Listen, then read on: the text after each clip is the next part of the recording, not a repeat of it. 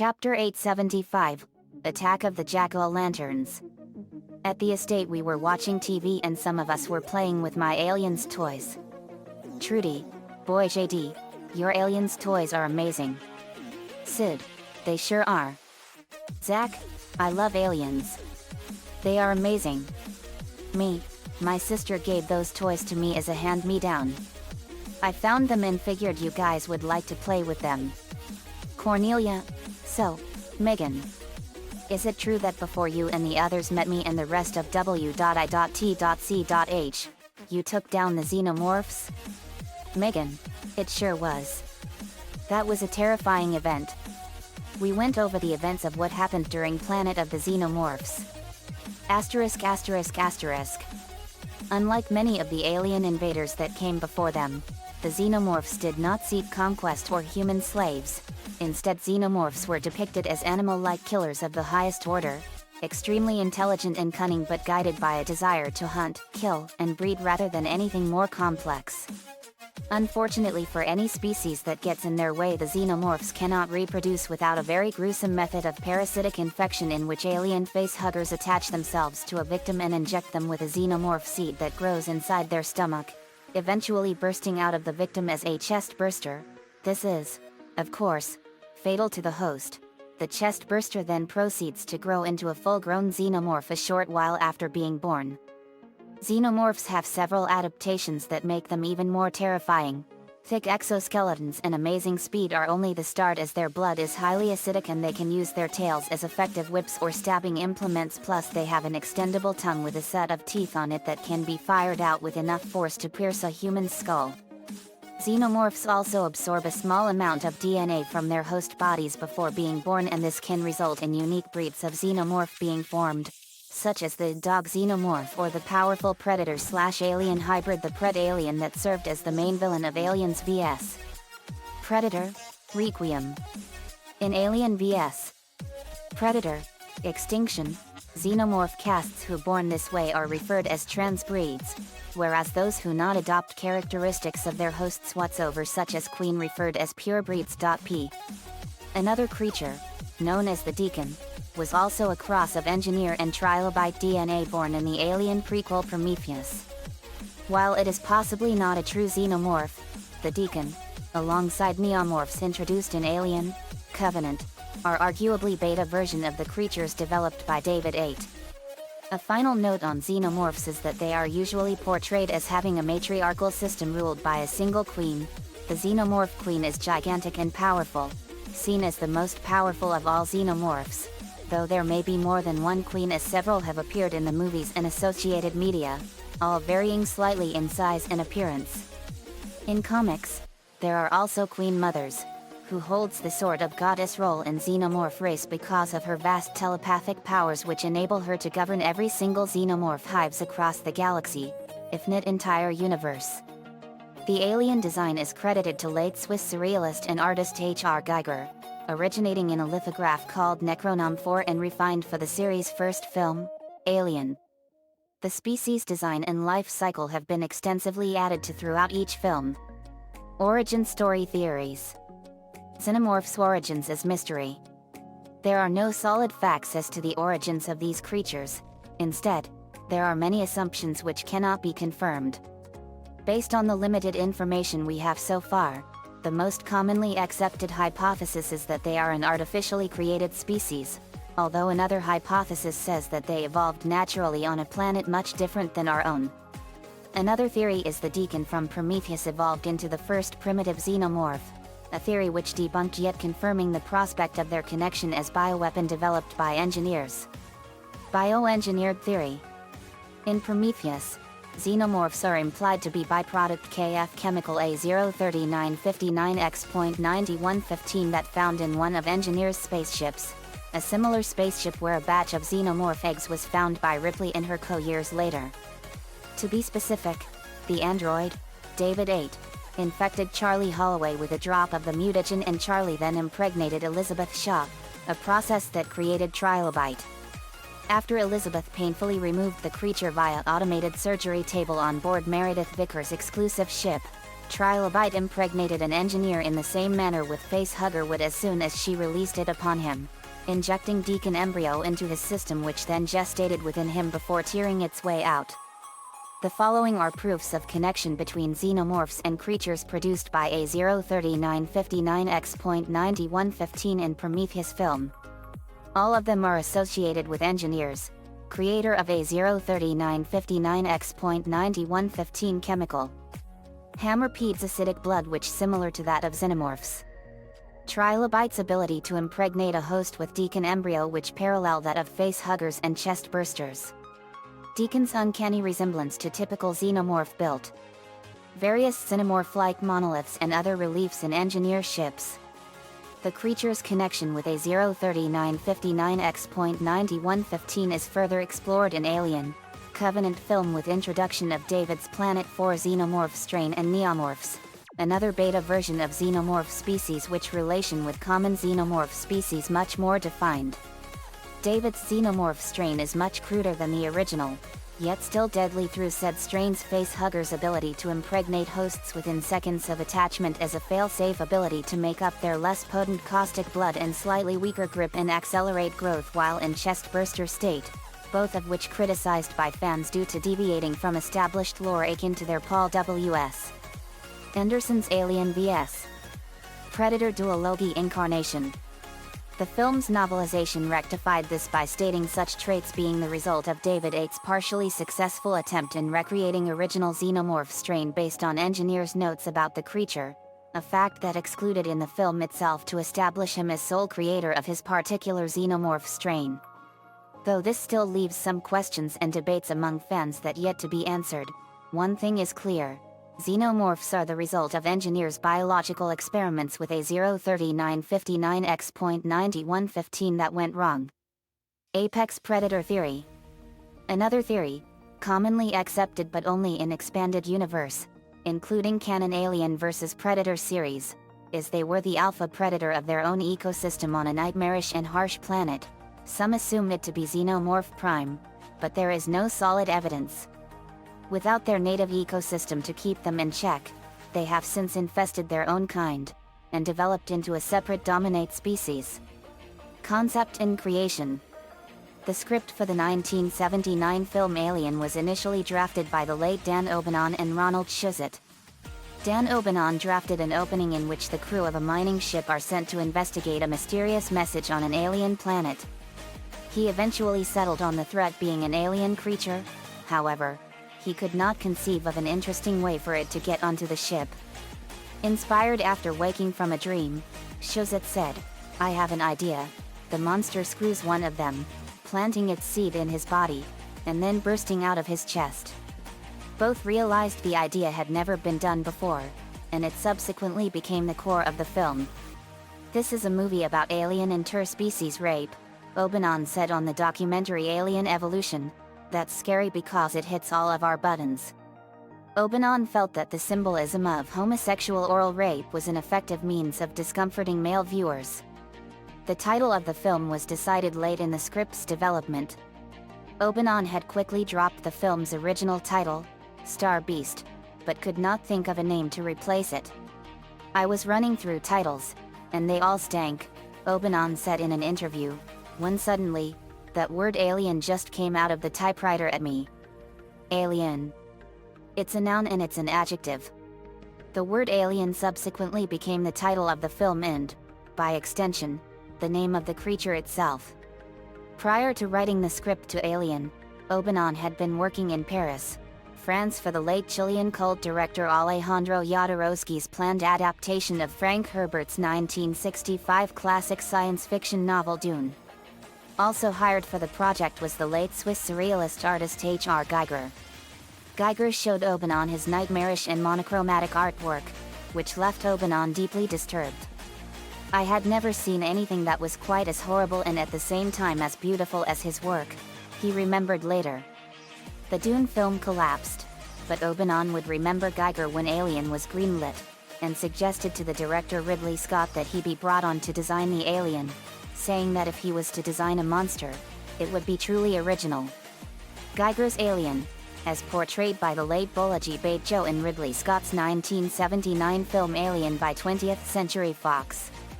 After Obanon handed him a copy of Giger's 1977 book Necronomicon, Scott immediately saw the potential for Giger's designs, and chose Necronom 4, a print that Giger completed in 1976, as the basis for the alien's design, citing its beauty and strong sexual overtones. That the creature could just as easily have been male or female was also a strong factor in the decision to use it. "It could just as easily fuck you before it killed you," the said line producer Ivor Powell, which made it all the more disconcerting. 20th Century Fox was initially wary of allowing Giger onto the project, saying that his works would be too disturbing for audiences, but eventually relented. Giger initially offered to completely design the alien from scratch, but Scott mandated that he base his work on Necronom 4, saying that to start over from the beginning would be too time-consuming. Giger signed on to design the adult, egg, and chest burster forms, but ultimately also designed the alien planetoid LV-426 and the space jockey alien vessel. Giger conceived the alien as being vaguely human but a human in full armor, protected from all outside forces. He mandated that the creature have no visible eyes, because he felt that it made them much more frightening if anyone could not tell they were looking at you. Giger also gave the alien's mouth a second inner set of pharyngeal jaws located at the tip of a long, tongue-like proboscis which could extend rapidly for use as a dangerous weapon. His design for the creature was heavily influenced by an aesthetic that he had created and termed biomechanical, a fusion of the organic and the mechanic. His mock-up of the alien was created using parts from an old Rolls-Royce car, rib bones and the vertebrae from a snake, molded with plasticine. The alien's animatronic head, which contained 900 moving parts, was designed and constructed by the late special effects designer Carlo Rambaldi. Giger and Rambaldi would both go on to win the 1980 Academy Award for Visual Effects for their design of the alien. Scott decided on the man-in-suit approach for creating the creature on screen. Initially circus performers were tried, then multiple actors together in the same costume, but neither proved to be scary. Deciding that the creature would be scarier the closer it appeared to a human, Scott decided that a single, very tall, very thin man be used. Scott was inspired by a photograph of the late Leni Riefenstahl standing next to a 6 feet 4 inches, 1.93 m, Nubian. The casting director found 7 feet 2 inches, 2.18 m, the late rail-thin graphic designer Bolaji Batejo in a local pub. Batejo went to Tai Chi and mime classes to learn how to slow down his movements. Giger's design for the alien evoked many contradictory sexual images. As the critic Jimena Gallardo notes, the creature's combination of sexually evocative physical and behavioral characteristics creates a nightmare vision of sex and death. It subdues and opens the male body to make it pregnant, and then explodes it in birth. In its adult form, the alien strikes its victims with a rigid phallic tongue that breaks through skin and bone. More than a phallus, however, the retractable tongue has its own set of snapping, metallic teeth that connects it to the castrating vagina dentata. Name. This creature has no specific name, and has been referred to most often on screen, and in the credits of each film, simply as the alien. It was called an alien, and an organism, in the first film. It has also been referred to as a creature, a serpent, a beast, a dragon, a monster, or simply a thing. The term xenomorph, lit. Alien form from Greek xeno or strange and morph, shape, was used by the character Lieutenant Gorman in Aliens and by Ellen Ripley in a deleted scene from Alien 3. This term has been adopted by fans and used in merchandising as a convenient name. The species' binomial names are given in Latin as either Internecivus raptus, meant as murderous thief, in the Alien Quadari Logi DVD, or Lingua Fida Acherensis, meant as foul tongue from Acheron, in some comic books. The main alien from Alien vs. Predator is listed in the credits as Grid, after a grid-like wound received during the film from a predator's razor net. Characteristics. Continuing advancements made in the field of special effects technology as the series progressed have led to numerous variations in the creature's design. including varying numbers of fingers and limb joints and varying head design. Characteristic that explained in this section mainly focus on drones or warriors. Appearance. When standing upright, xenomorphs are vaguely bipedal in form, though they adopt a more hunched, quadrupedal stance when walking or sprinting. They have a skeletal, biomechanical appearance and are usually colored in muted shades of black, blue or bronze. Xenomorphs do not radiate heat, as their body heat matches the ambient temperature of the environment in which they are found. In most of the films, adult xenomorphs have the ability of running and crawling along ceilings and walls. They have great physical strength, having been shown to be capable of breaking through vent covers and welded steel doors, and even of breaking down reinforced pressurized doors. The xenomorph's primary weapon is their interpharyngeal jaw, which is capable of shooting from their mouth like a piston with sufficient power to smash through bone and metal. In fact, a common tactic used by the creatures to eliminate prey is to restrain the victim with their hands, immobilizing them, before killing them with a precision jaw strike to the head, piercing through the skull and penetrating the brain. This form of attack is colloquially known as a head bite. On several occasions, xenomorphs have been seen to suspend those that they kill from the ceiling through unknown means. Xenomorphs have segmented, blade-tipped tails. The sharp tip was initially a small, scorpion-like barb, but from Aliens onwards the blade design increased in size and changed in appearance to more closely resemble a slashing weapon. From Alien Resurrection onwards, the tails have a flat ridge of spines at the base of the blade. This was introduced to help them swim convincingly, and was left intact in the subsequent crossovers. The original shooting script for Aliens and the novelization both featured a scene in which Lieutenant Gorman is stung by the barbed tail and rendered unconscious. In the final cut of the movie, Gorman is instead knocked out by falling crates. As a weapon, the strength of the tail is very effective, having been shown to be strong enough to impale and lift a predator with seemingly little effort. They are also adept at using their tails as blunt weapons, sometimes to deadly effect, as seen in Alien.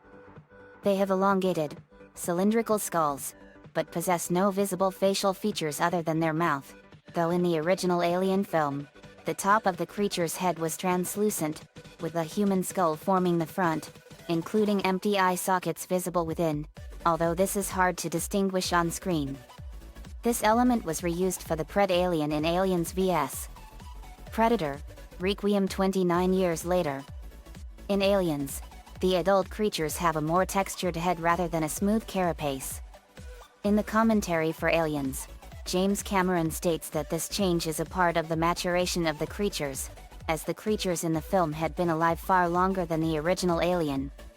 The smooth design of the carapace would be used again in Alien 3 and Alien Resurrection. This design would be kept in Alien vs. Predator, and abandoned in Aliens vs. Predator, Requiem in favor of the ribbed design. How the creatures see or otherwise rationalize their environment is uncertain due to lack of visible eyes. Giger mandated this in his original design, because he felt that it made the creatures much more frightening if one could not tell they were looking at them. In the novelization of the movie Alien, the creature is held mesmerized by a spinning green light for several minutes. Several theories regarding their ability to perceive their surroundings have been conducted, such as echolocation, electroreception in the same manner with Earth sharks, and via pheromones. The most plausible theory, however, is that their eyes are behind their black carapace and they see through it, similar to a one-sided mirror, except in this case no one can see in, but the xenomorph can see out. Some species of terrestrial fish such as the Bareilles see through a transparent layer of skin. It is possible xenomorph vision is similar. This is supported by how a fisheye lens was used to illustrate the xenomorph's point of view, which creates a perspective similar to that of a peephole, in Alien 3 and later, in Alien, Covenant. Throughout their appearances, human-spawned aliens have been shown to have a fluctuating number of fingers. In Alien, the creature has webbed, 6-fingered hands. In Aliens, the number of fingers is reduced to 3, 2 paired and a single, opposable thumb, and they are shown to be much longer and more skeletal. In Alien Resurrection, the number of digits is increased to 4, with 2 long middle fingers and a pair of thumbs. This design is kept in the Alien vs. Predator films, though the hands were made bulkier in order to make the aliens seem more formidable against the predators. The spines on the xenomorph's back provide protection from attacks from the rear. Aliens have been alternately portrayed as both plantigrade and digitigrade organisms, usually in accordance to their host. Human-spawned aliens were usually portrayed as having humanoid hind limbs, while in Alien 3, the featured alien sported double-jointed legs due to its quadrupedal host.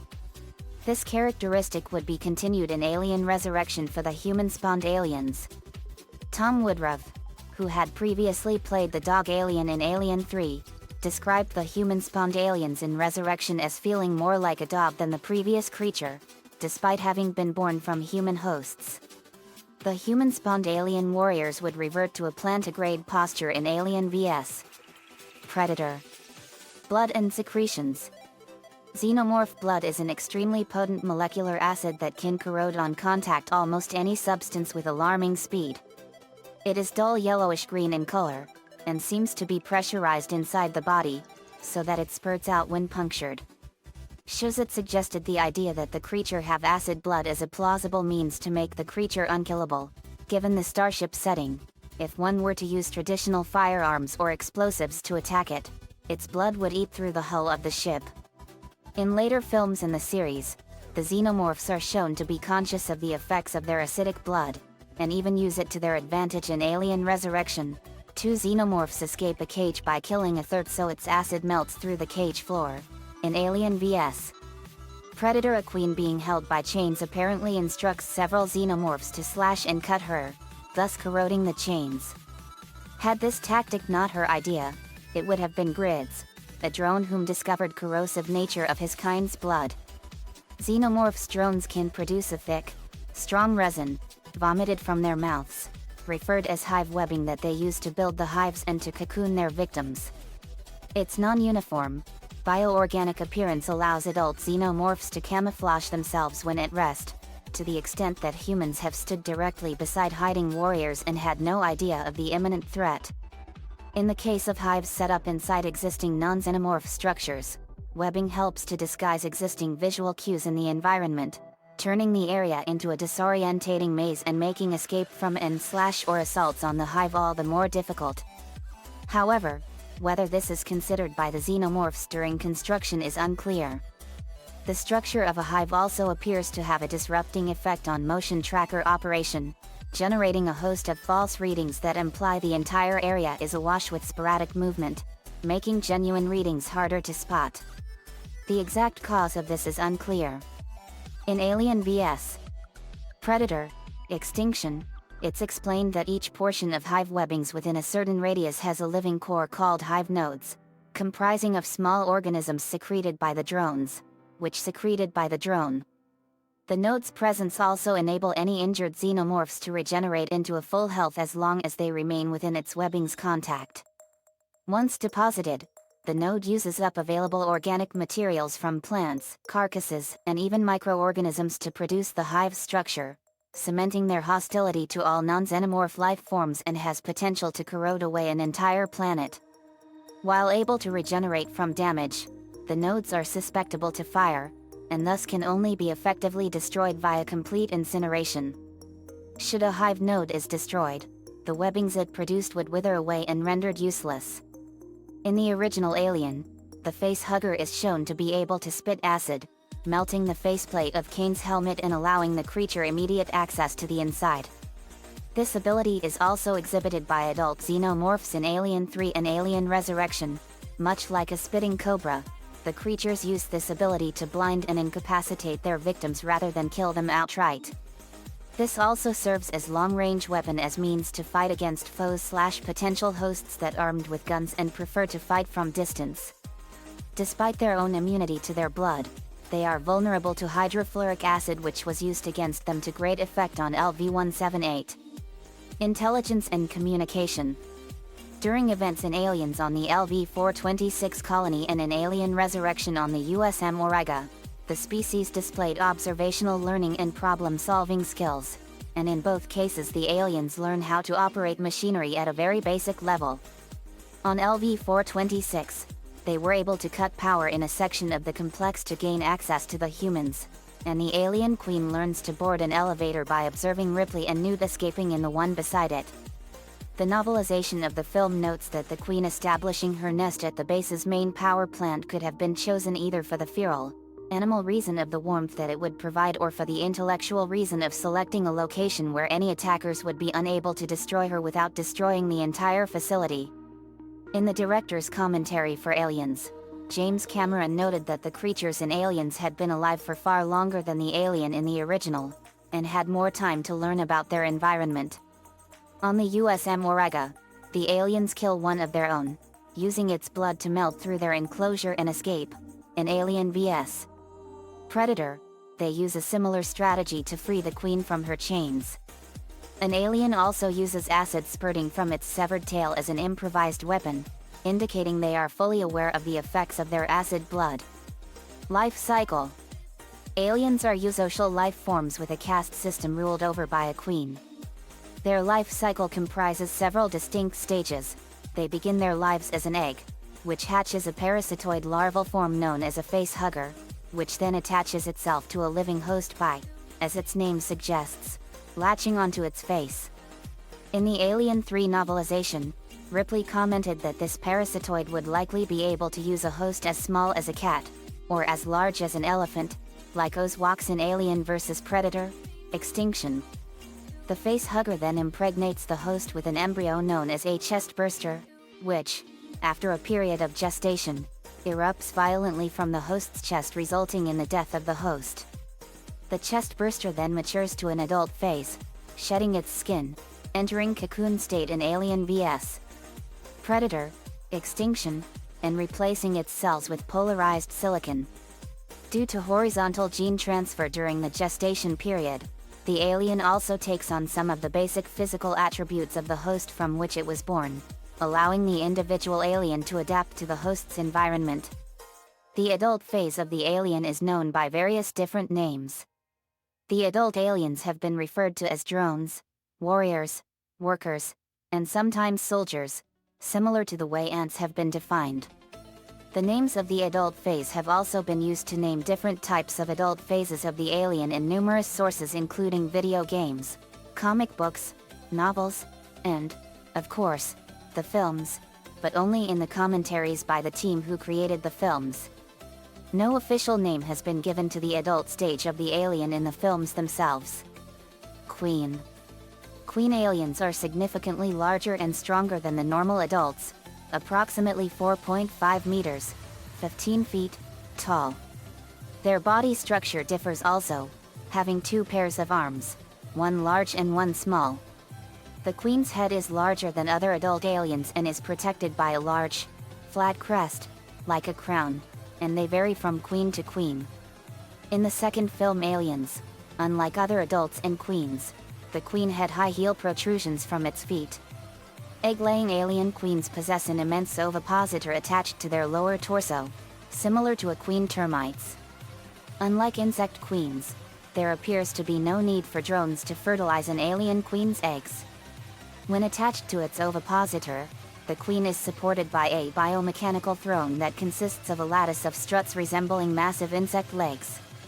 In the original cut of Alien, the alien possessed a complete life cycle, with the still living bodies of its victims converted into eggs. However, the scene showing the crew converted into eggs was cut for reasons of pacing, leaving the ultimate origin of the eggs obscure. This allowed Aliens director James Cameron to introduce a concept he had initially conceived for a spec script called Mother, a massive mother alien which laid the eggs and formed the basis for the alien's life cycle. Cameron conceived the queen as a monstrous analog to Ripley's own maternal role in the film. In that vein, some critics have compared it to Grendel's mother.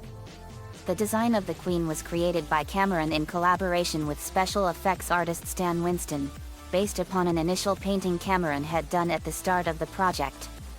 The Winston studio created a test foam core queen before constructing the full hydraulic puppet which was used for most of the scenes involving the large alien. 2 people were inside working the twin sets of arms, and puppeteers off-screen worked its jaws and head. Although at the end of the film the Queen was presented full body fighting the power loader, the audience never sees the legs of the Queen, save those of the small-scale puppet that appears only briefly. In Aliens, Cameron used very selective camera angles on the Queen, using the less is more style of photography. Subsequently, the movie won an Oscar for visual effects. An adult Queen was to reappear in Alien Resurrection. The original mechanical head previously used in Aliens was provided by Bob Burns, and was an altered design. It was repainted with a blend of green and brown, giving it a shimmering, insect-like quality, due to the said Queen our actual clone from the original version like her children. This color concept would be abandoned in Alien vs. Predator in favor of the original black color scheme. In the climax of the 2004 film Alien vs. Predator, the Queen's basic design was altered to make it more streamlined in appearance, and its overall size was increased to 6 meters, 20 feet, tall. Additional reason for this was due to Queen in the movie are far older than the one in Aliens. Other changes include the removal of the high heel protrusions on its legs, including additional spines on its head and making its waist thinner because there was no need for puppeteers inside its chest. The animatronic laying Queen had 47 points of hydraulic motion. Aliens vs. Predator, Requiem, 2007, introduced a younger form of the full-grown Queen, albeit with traits inherited from its Predator host. Recalling the facehugger's method of embryo implantation, the Pred alien uses its inner mouth to directly deposit multiple chest-burster embryos into pregnant female hosts, also using its mandibles to latch on the faces of said hosts. This is explained by the brothers Strauss as a means of quickly building an army of aliens before the young Queen evolves into its sedentary, egg-laying state. Egg. The eggs laid by the Queen are ellipsoidal leathery objects between 2 feet, 60.96 centimeters, to 3 feet, 91.44 centimeters, high with a 4-lobed opening at the top. As a potential host approaches, the egg's lobes unfold like flower petals, and the parasitic facehugger extracts itself from the egg and attaches itself to the potential host. Giger initially designed the eggs with a much more obviously vaginal appearance, complete with an inner and outer vulva. The producers complained that Catholic countries would ban the film if the illusion was too strong, so Giger doubled the lobes to 4, so that, in his words, seen from above, they would form the cross that people in Catholic countries are so fond of looking at. The interior of the original egg was composed of Nottingham lace, which is the lining of a cow's stomach. In the first film, the quick shot of the facehugger erupting from the egg was done with sheep's intestine. Initially, the egg remained totally stationary save for the hydraulic movement of the lobes. However, by Alien Resurrection the entire egg was made to ripple as it opened. Egg morphing. There is another method in creating egg without any need of Queen's presence which called egg morphing. Though this method of reproduction was ignored by official sources after its early shots of the scene that shows how this method works were cut, though partially reinstated in director's cut version of Alien. The novelization of the Alien 3 states that both forms of reproduction are typical of the species, and that either can be used to create more xenomorphs, dependent on the situation.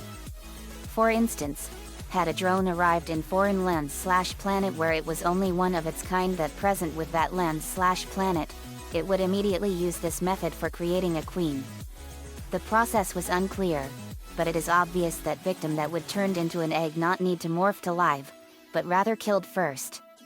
Quotes from Ridley Scott seem to imply that egg morphing actually involves the human host serving simply as a source of nutrients or yolk for the growing egg, which feed on the host like a parasite, rather than physically becoming the egg itself, as is typically assumed.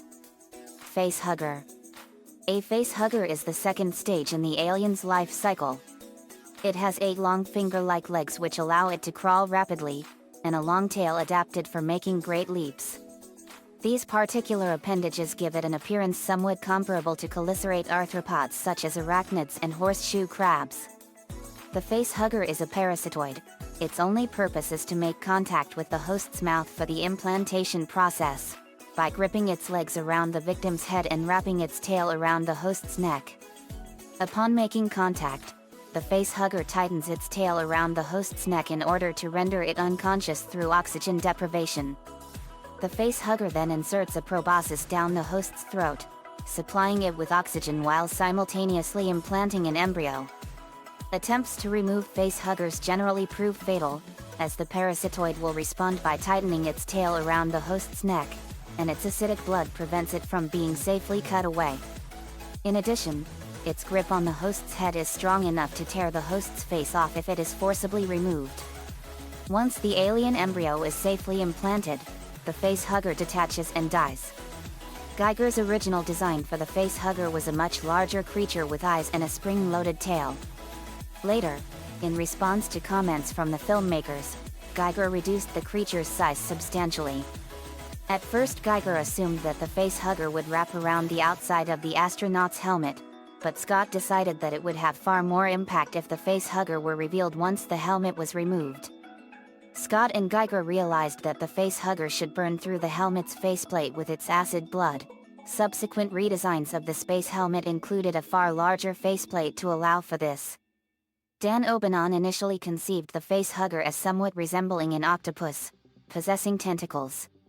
However, when he received H.R. Geiger's designs, which substituted tentacles with finger-like digits, he found Geiger's design concept to be superior. Since no one was available at the time, Obanon decided to design the facehugger prop himself. The technical elements of the musculature and bone were added by Ron Cobb. Geiger's initial design for the smaller facehugger had the fingers facing forward, but Obanon's redesign shifted the legs to the side. When the foam rubber sculpture of the facehugger was produced, Obanon asked that it should remain unpainted, believing the rubber, which resembled human skin, was more plausible. In Aliens, the facehuggers were redesigned by the late Stan Winston so that they would be capable of movement. Unlike the creatures in the first film, the creatures would take a much more active role in impregnating their victims. When Ripley throws one off her, the facehugger was now capable of scuttling across the floor and leaping at its prey, wrapping its tail around the victim's throat. Due to the film's budget, only 2 fully working facehuggers were built. In Alien 3, another addition, a super facehugger that would carry the embryo of the Queen Alien, was planned but ultimately dropped. The super facehugger is briefly glimpsed in the assembly cut of Alien 3, but not identified as such. This facehugger's role in carrying the Queen embryo are equivalent with Praetorian facehuggers, though instead carrying embryo that grown into the Queen straight away, the said embryo would grown into Praetorians, the miniature version of the Queen. Chestburster. After implantation, facehuggers die and the embryo's host wakes up afterwards showing no considerable outward negative symptoms. Symptoms build acutely after detachment of the facehugger, the most common being sore throat, slight nausea, increased congestion, and moderate to extreme hunger. In later stages where the incubation period is extended in preparation of a queen birth, symptoms will include a shortness of breath, exhaustion, and hemorrhaging, detectable through biological scanners and present in nosebleeds or other seemingly random bleeding incidents, as well as chest pains inflicted either in lack of chest space due to the chestburster's presence, or even premature attempts to escape the host. The incubating embryo takes on some of the host's DNA or traits, such as bipedalism, quadrupedalism, or possessing the mandibles of a predator and other body structure changes. Over the course of 1 to 24 hours, indeterminable in some cases, and sometimes up to a week, in the case of some queens, the embryo develops into a chestburster, at which point it emerges, violently and fatally ripping open the chest of the host. There is no on-screen explanation of the reasons for the different incubation times. The chestburster was designed by Alien director Ridley Scott and constructed by special effects artist Roger Deacon. Geiger had produced a model of a chestburster that resembled a degenerate plucked turkey and was far too large to fit inside a ribcage. Much to Geiger's dismay, his model reduced the production team to fits of laughter on sight. Scott drafted a series of alternative designs for the chestburster based on the philosophy of working back from the adult to the child and ultimately produced something phallic. The chestburster in the original Alien was armless, but arms were added in Aliens to facilitate the creature crawling its way out of its host's corpse. This concept would be abandoned in Alien Resurrection and subsequent films. Growth and maturity. When a chest burster erupts from the body of its host, it is less than 1 foot, 30 centimeters, tall. However, it soon undergoes a dramatic growth spurt, reaching adult size in a matter of hours. In Alien, the chest burster had grown to 2 meters, 6.6 feet, in height by the time the Nostromo crew located it again. The chest burster is shown to have molted before reaching maturity. In Aliens vs. Predator, Requiem, alien warriors are shown who are still growing, showing shedding skin. In the unrated cut, the Pred alien is shown actively wiping off its final molted skin at the film's start. Alternative forms. Aliens take on various forms depending on the characteristics of their hosts. Most of the aliens seen to date have been human-spawned, but a number of aliens born from other hosts and newly created variants have also been seen. This also includes those that exclusively seen in video games and comic book series of both the main franchise or AVP franchise. Dog alien. The quadrupedal alien variant from Alien 3. The dog alien, also jokingly referred to as the Bambi Burster, or Runner alien in the expanded universe stories, was introduced in Alien 3. The creature itself shares the same basic physical conformation and instincts as the other aliens shown in the previous films, although there are several differences due to the host it was spawned from: a dog in the theatrical cut, an ox in the DVD assembly cut. The dog alien in its chest burster form is a miniature version of the adult, unlike the larva-like human-spawned chest bursters. The adult is primarily quadrupedal, has digitigrade hind legs and lacks the dorsal tubes of the human-spawned variety. Newborn.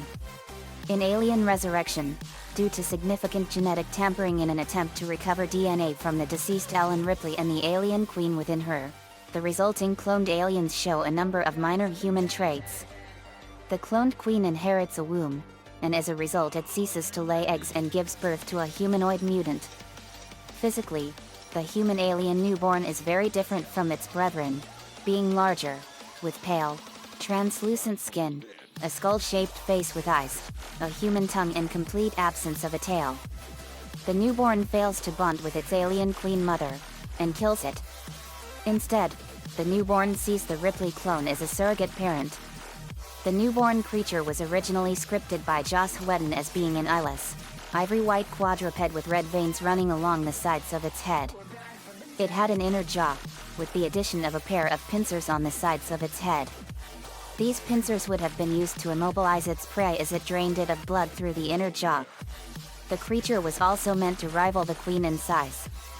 Jean-Pierre Jeunet later asked ADI to lean towards making the human-alien hybrid, known as the newborn, more human than alien. The newborn's eyes and nose were added to improve its expressions to make it a character, rather than just a killing machine, and give it depth as a character. Jeunet was adamant about the newborn having genitalia, a mix of both sexes. However, Fox was uncomfortable and even Jeunet felt even for a Frenchman, it's too much. The genitalia were digitally removed in post-production. The newborn animatronic required 9 puppeteers and was the most complex animatronic in the film. Pred alien. This variation is the result of a face-hugger impregnating a predator. The Pred alien was first depicted in a painting by Dave Dorman, and subsequently featured in the Aliens vs. Predator comics and games. A Pred alien chest burster debuts in the final scene of Alien vs. Predator, but it is not seen until Aliens vs. Predator, Requiem that an adult hybrid makes its first movie appearance. The Pred alien shares many characteristics with its host, such as long hair-like appendages, mandibles, skin color, and similar vocalizations. It is a large, bulky creature, and possesses physical strength greater than that of human-spawned aliens. Like human-born aliens, it is also shown to be stronger than its host species, as evidenced by its ability to pin, push, and knock a predator away with ease.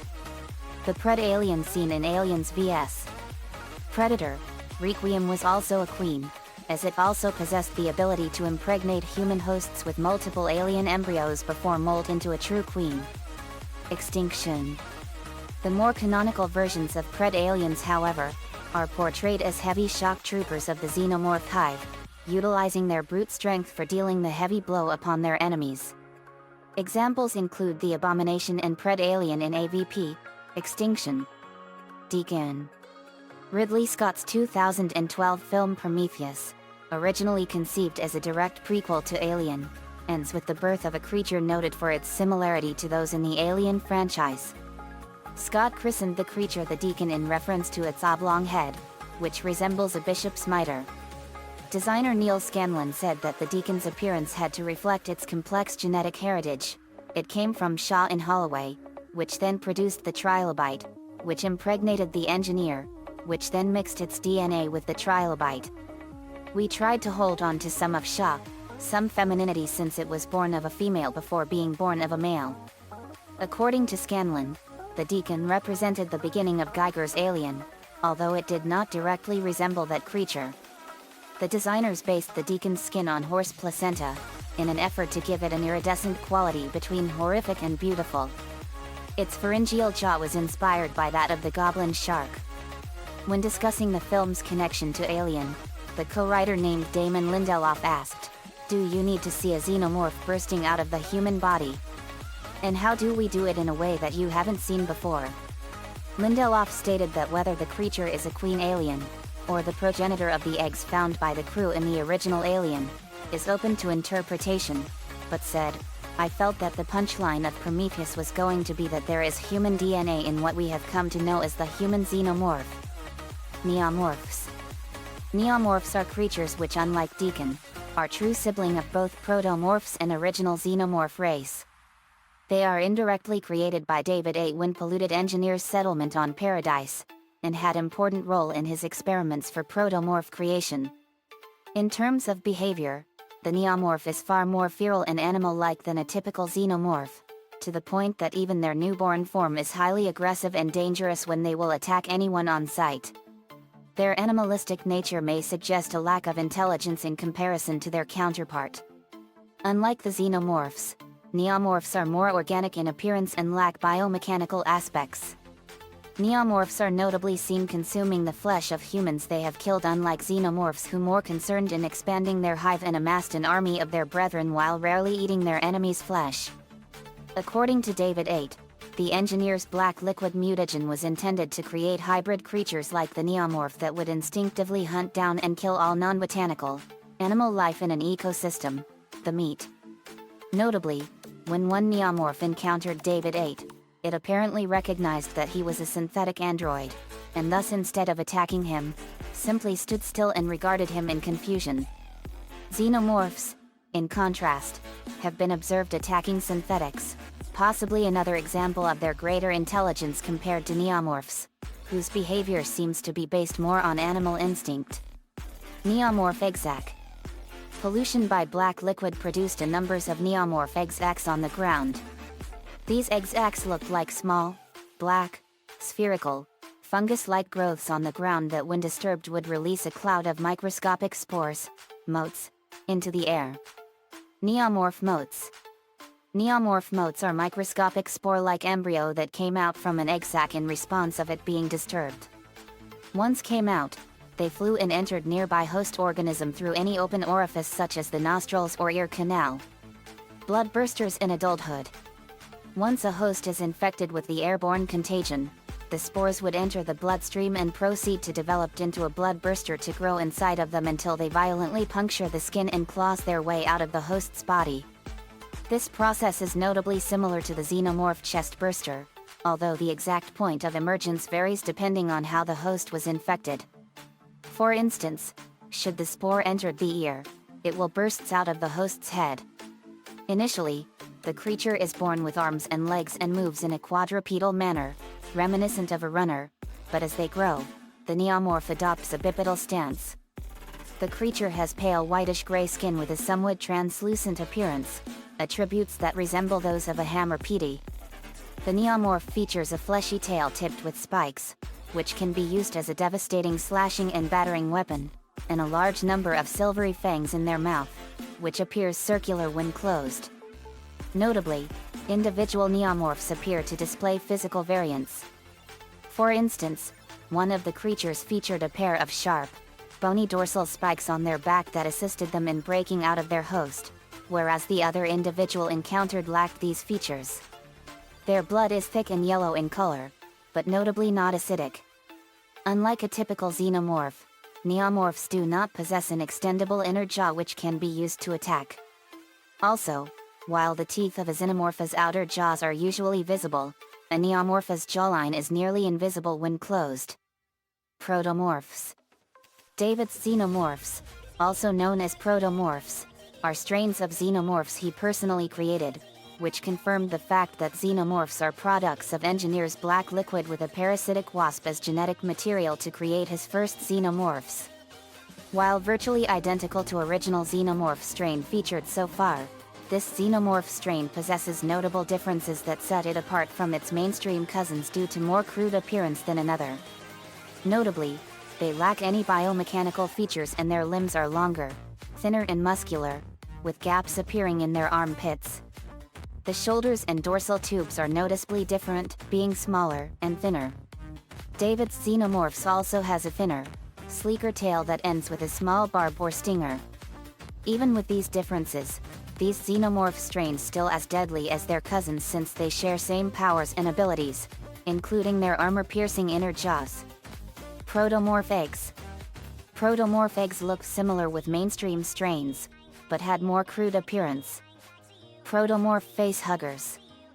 Protomorph facehuggers had more crude appearance than regular facehuggers because area where reddish wrinkled area between forelegs had flat smooth surface with the same coloration as the rest of its body instead of reddish wrinkled look. The digits are notably different as they are thinner, and while their actual span may be the same as typical facehuggers, the size in between knuckles is different, notably the size of the digits from body to the first knuckles is smaller. Protomorph facehugger also weaker than regular facehuggers due to easily removed from the victim's face, and they were slow in strangling the victim with the tail, but makes up of this weakness with their incredible speed and agility and ability to impregnate its host within seconds of attachment that made their ability to a host alive and in a coma redundant, otherwise optional as they would only need to remain attached long enough to implant the chest burster. Though share the same recklessness with regular facehuggers, Protomorph facehugger was intelligent enough to analyze its situation, one of these facehuggers shown quickly retreating when the targeted host too aggressive, but upon seeing another viable host, it immediately sprang from its cover and attacked. All in all, Protomorph facehugger's physiology is more designed for speed and hasty infestation instead of incapacitating. Protomorph chest busters.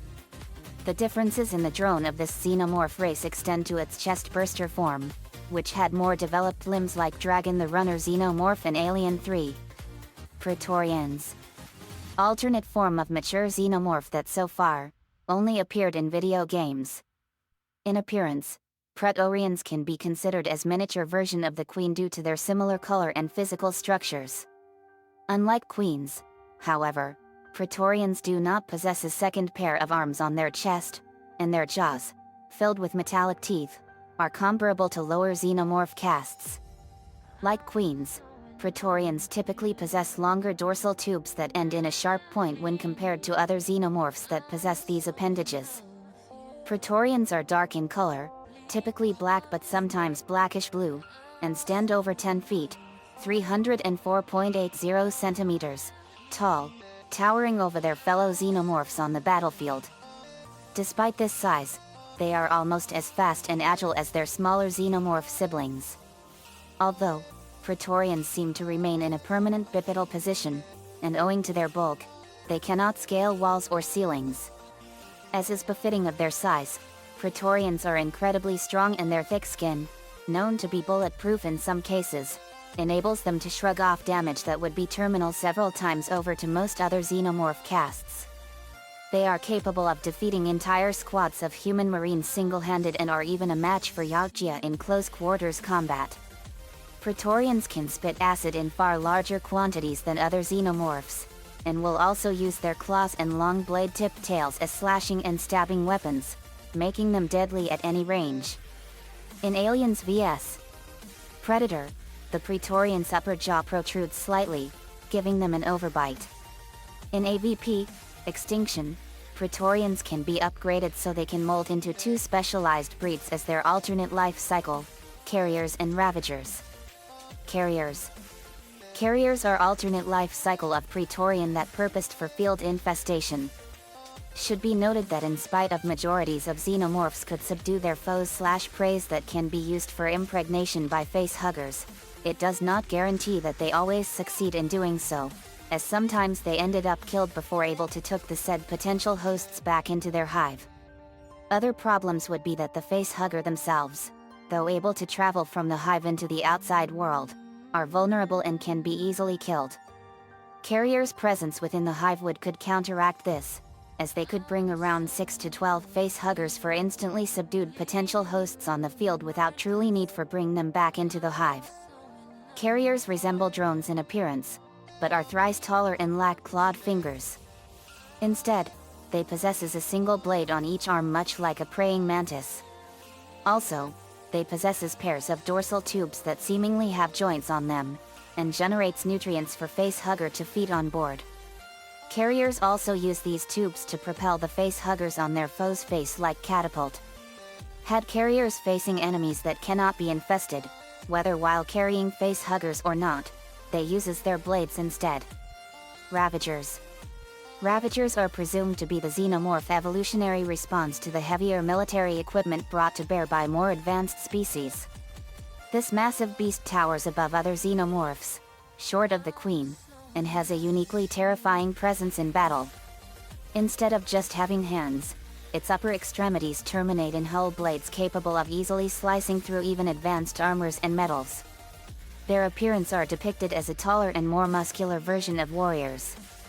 Unlike other forms of Xenos, purpose of a Praetorian molting into one of these are solely for combat alone, as it can only kill their foes outright instead subdue them. Ravagers' attacking methods often in form of beheading any enemies that they encountered. Mutated Chest Burster. A mutated alien variant incapable of maturing past its larval stage, the mutated chest burster resembles a large black chest burster. Hatched from a pink egg among an ordinary clutch, the mutated chest burster's egg was smuggled to the pleasure planet Celeste, where the resulting hatchling, after escaping from a human host, caused havoc among the population with its diseased slime trail, which caused people to go delirious and detonate. Swimmer Xenomorphs. In Aliens Colonial Marines story published by Dark Horse Comics, a group of Marines ends up on a colony planet known as Bracken's World, a primarily oceanic planet that grows large amounts of sea kelp. Having become stranded on one of the kelp beds following an APC breakdown, the group is attacked from the water by large xenomorphs resembling queen aliens from the top half, and a more whale-like structure below the waist with a lateral tail fin and several trailing tentacles. White Hybrids. The hybrids are a race of aliens created by a corrupted computer system called Toy. The hybrids possess the traits of aliens, predators, and humans. Like aliens, they are a eusocial species with acid for blood, though it is less acidic than that of the ordinary strain, and like humans, they are capable of speech and can use firearms. They are led by a hybrid king which generates facehuggers capable of impregnating ordinary aliens. Aloes. Aloes is a vat-grown prototype alien/humanoid android hybrid created using Queen DNA on Cyberus 503, who escapes from the destruction of the facility after an attempted hostile takeover. She later settles on the planet LK-176 with her group of implanted lepers, whose condition prevents their chest bursters from maturing, and a pack of alien warriors. She and her army successfully beat back both Predator and human forces, at the cost of most of her leper friends, and she gives the latter an ultimatum to leave her people alone, or be destroyed. Queen Mother. Queen Mothers are the supreme rulers of the xenomorph species, and even queens are subordinate to them. They appear in Dark Horse's extended universe, albeit only on the Hive world, where they are protected by enlarged, elite drones. Queen Mother's nests consist of 6 orbs arranged around a central orb, in which they reside. These orbs are interconnected and contain the prized royal jelly, which molds a drone or warrior into a new Queen Mother when one becomes absent. Queen Mothers have acute telepathic and emphatic abilities, thus they are able to call to their hive over vast distances. In fact, the Queen Mother was capable of melding to the minds of humans during the Earth infestation. What makes a Queen Mother similar to a queen is that they are both capable of laying eggs. The first Queen Mother was kidnapped by Ripley in Steve and Stephanie Perry's novel The Female War, leading to anarchy and chaos on the Hive world. While a drone was morphing to take the previous mother's place, several deviant drones, designated as red drones by the humans due to their dull, burgundy color, were born that rebelled against the primary hive, and a countering red hive, led by a red Queen Mother, was created. In Aliens, genocide, massive warfare has broken out between the two subspecies over rule of the planet as the dominant xenomorph species. A fleet of colonial marines, financed by the Grand Corporation, Wayland Yuthane's competition in the Aliens novels, were sent on a mission to retrieve the deceased mother's royal jelly, located in the Black Hive, in order to synthesize a highly addictive drug called Xenozip, also known as fire, which the government felt was a highly useful combat drug. The crew decided to destroy the Red Mother's hive to distract the drones of the original nest while the jelly was being extracted. The new Queen Mother was shot after killing a scientist during the extraction. Rogue Alien. In the comic Aliens, Rogue, a mad scientist, engineered the Rogue Alien, a male alien designed as a weapon to rival the Queen caste and thus help rid the Earth of its alien infestation. See Earth Hive, Nightmare Asylum, Female War, and Genocide. However, the engineered alien king escapes and wreaks havoc until it is killed by the queen that had been nesting in a separate and secured section of the installation. In the book of the same name, the rogue is believed to be more powerful than the queen, but Dr. Ernst Kleist, the scientist who created the rogue, is shocked to find the queen is in fact the superior specimen. While the rogue is larger and stronger, the queen's superior speed and intellect enable her to easily dodge the rogue's brutish attacks while she slowly wears it down and finally slaughters it. Kleist is subsequently killed when he uses a sound cannon, a sound device he designed to and that did instantly freeze the movements of xenomorphs, on the queen until it goes critical, destroying the asteroid base he is on. The rogue is seemingly much more aggressive and mercilessly attacks the smaller castes of aliens. This is illustrated when Professor Kleist finds the crushed corpses of the elite Praetorian Guard of the Queen.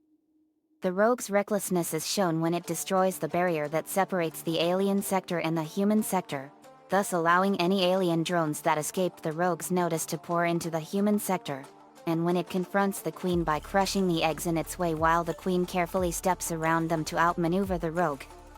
Empress. The Empress is a later stage in the xenomorph life cycle not specifically stated.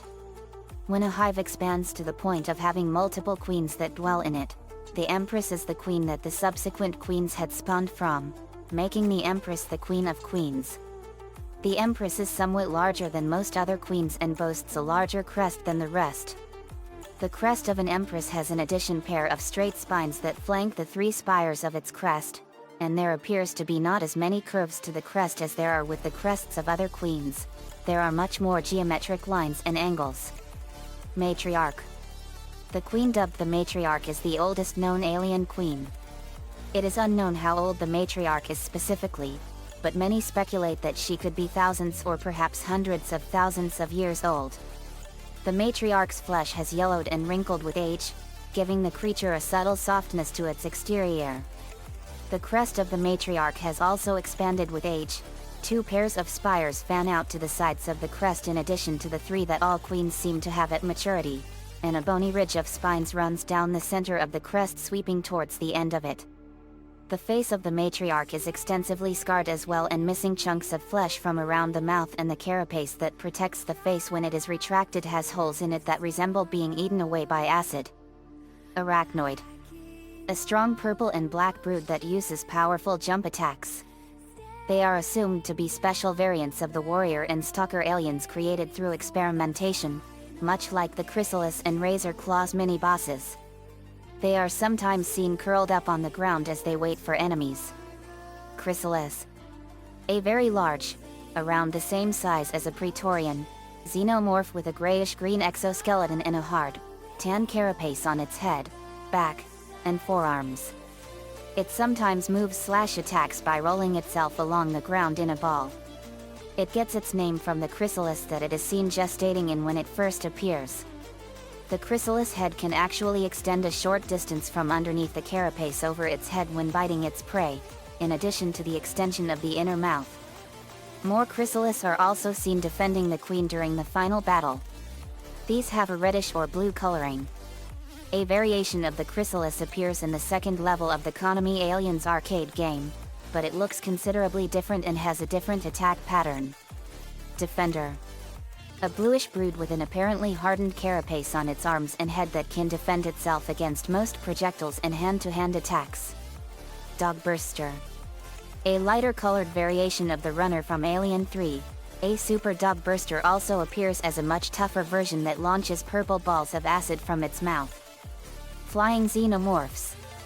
Casts of xenomorphs that born with ability to fly by the wings. They can be seen in Konami's Aliens, the arcade game Aliens, Extermination as a boss under the name Alien Dragon, in the Super Nintendo game Alien vs. Predator as an end-level boss, this one having gestated in a giant species of bat and taken on the arm wings and overall appearance of a bat, as well as a flying queen in the Kenner toy line. Infectoids. A human implanted by a type of facehugger altered as a bioweapon. Instead of being sedated, they are put in a zombie-like state, and move around the nesting area, attacking any intruders, presumably either hypnotized by facehugger that implanted them through chemical secretions or possessed by chestburster inside them. If the same type of facehugger implants a predator, the predator is instead driven into a berserk state, and will attack anything that moves. Similar zombie-like humans controlled by aliens are found in the Female War comic book, the Aliens arcade game and Alien Trilogy for PlayStation. K-Series Xenomorphs. In Aliens vs. Predator, Extinction, a variation of the original Xenomorphs are created by Dr. Samuel Kadinsky. This group is called the K-Series. They are almost identical to normal xenomorphs in ability but have white and yellow pigmentations to their exoskeleton rather than the dark colors usually seen. They were eventually wiped out in a hive war to keep the species of xenomorphs pure, being that they were not naturally created, but were instead clones. Tarkatan Xenomorphs. The alien in Mortal Kombat X. This unique xenomorph breed is from Mortal Kombat X and it started its life as one of the eggs that left behind by members of its kind on Outworld long ago, until a Tarkatan patrol leader disturbed one of them. This egg hatch in response, releasing the facehugger inside that immediately latches on his face. Later, after the facehugger had fallen off, the alien progeny burst from the unfortunate Tarkatan's chest, bearing characteristics of both xenomorph and host. It eluded the rest of the Tarkatan soldiers and eventually killed them with both of its inherent powers and the newfound retractable blades that it gained from its Tarkatan host. The creature now roams Outworld, looking for more hosts to build the hive and amasses more powerful xenomorph breeds to take over Outworld. Individual. Xenomorph individuals are xenomorphs given names or something similar, making them their own being compared to their caste. Nostromo drone. First Acheron Queen. Second Acheron Queen. The Cloned Queen. Sevastopol Drone. Xenomorph Drone, Alien, Isolation. Antarctic Queen Xenomorph. The Matriarch. Lead Alien. Grid. The Dragon. Gunnison Pred Alien. The Abomination. Mozart. Trixie. Ryashi Queen. Ryashi Pred Alien. OL Blue. Satan. Weaknesses. In spite of their notorious nature, xenomorphs do have their weaknesses and therefore, are not invincible. Due to their dependence with the hosts for multiplying, the hive will not able to repopulate had potential hosts in their territory are scarce or no longer available. Had this happened after the hive sustained huge damage after invasion done by either human soldiers or predators and the surviving xenomorphs number became scarce, they will have major disadvantages. Majorities of known xenomorph breeds are fighting in close quarters, which means firearms are effective weapons against them, though the recommended firearms must either nitrogen weaponries, napalm weaponries, or guns with equal firepower with either M4A1 pulse rifle or better. It is ill-advised to only use handguns or combat knives, even if it works for kill the weakest xenomorph forms like facehugger or chest bursters. However, napalm weaponries, like flamethrowers, are far more effective as their bodies are weak to fire. Heavy weaponries with firepower that equivalent with either rocket launcher, plasma weaponries, or laser guns are also effective for dispatching multiple xenomorphs at once, but is recommended to kept for use against stronger breeds/castes like queens or pred aliens. In either way, one must ensure to both keep their distance, 3 to 4 meter are recommended, away from the xenomorphs as well as not position themselves right in front of them for these reasons. Warrior xenomorphs' pressurized bloodstream will cause it to burst apart upon killed by guns, drenching nearby enemies in acid blood. Acid spit. Some castes like drones or runners could spit acid as means to counteract their weaknesses in close-range combat. Queens are primary source of eggs within the hive, as without her, the hive would suffer the huge loss. Things would be worse had there are no surviving eggs/face huggers after their hive attacked, as well as no xenomorphs that capable to mold into replacement queen. The last, but not least, xenomorphs' caustic blood are useless fighting against another member of their kind, or in least extent, predators' weaponries that constructed from acid-resistant materials. This forced them to resort to fight with their bladed tails, claws, and inner jaws. Cultural impact. In the years since the release of Alien, the alien has become one of the world's most recognized movie monsters and a pop cultural icon. A memorial to the alien was made in Vladivostok, Russian Far East. In June 4, 2003, the alien was voted as the 14th most memorable screen villain by the American Film Institute. The Blondie co-founder Chris Stein, who is a friend of Geiger, pondered in an interview, "I'd like to see someone even vaguely compile how many versions of the alien are floating around the world in models and stuff. There must be close to 100,000 little toys, things. All the Japanese horror comics just plunder his style." H.R. Geiger. Examples of alien-inspired works include the classic video games Contra and Metroid. The aliens have appeared in many crossovers, including a large number of intercompany crossovers, in comic books and other media such as novels, toys, and video games. Crossovers include encounters with Terminators, Judge Dredd, Green Lanterns, Batman, and Superman. The largest of these crossovers is the Alien vs. Predator franchise, in which the aliens battle the Predators. This was an idea that came to the comic book artist Chris Warner in early 1989. He and other people at Dark Horse Comics were trying to come up with a good character combo for a new comics series. Dark Horse had been publishing Aliens comic book under license from 20th Century Fox since 1987.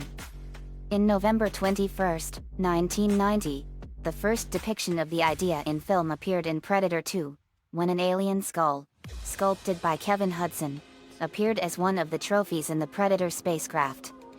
Because Dark Horse possessed the rights to the franchise in comics, it has been able to feature likenesses of the alien in its other licensed comic books. For example, it did this in a mini-issue of Buffy the Vampire Slayer Season 9, which was built in the media as an alien crossover. Geiger's Alien was iconic enough to have an audio-animatronic version of it appear in the Great Movie Ride at Disney's Hollywood Studios at Walt Disney World in Orlando, Florida. The alien appeared with the attraction's opening in May 1, 1989 and remained there until its closing in August 13, 2017. An alien-based attraction at the Magic Kingdom entered early development stages before being reworked into extraterrestrial alien encounter until its closing in October 12, 2003. In the Red Dwarf episode Polymorph, the polymorph turns into a form that looks similar to the xenomorph in one scene. Appearances in other media. Animaniacs.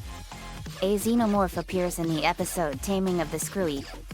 It attempts to attack Dot Warner, but Dot released her pet, Red Monster with horns, from her box to protect her. A xenomorph and Dot's pet monster fell in love with each other and leaves Dot. South Park. A xenomorph appears in South Park's Imagination Land trilogy, The Xenomorph was among with the other evil imaginary characters who break through the barrier which destroyed by the terrorists using Rockety Rocket, causing the evil imaginary characters to be free. The Xenomorph kill the mayor of Imagination Land and later join up with the other evil imaginary characters in the war against the good imaginary characters. Conquers Bad Fur Day. A Xenomorph appears as the final boss of the game. Heinrich is the final boss in the game. After Barry gets shot by Don Weezo, the Panther King starts to have stomach pains. He is oblivious to what is going on, but all of a sudden, his breath cuts short, starts coughing weakly, and, after seconds passed, he gets a horrible surprise. A black, reptilian figure with a tail bursts out of the Panther King's chest, instantly killing him. Professor von Krippelsbach starts to call the creature Heinrich and then orders him to kill Conker.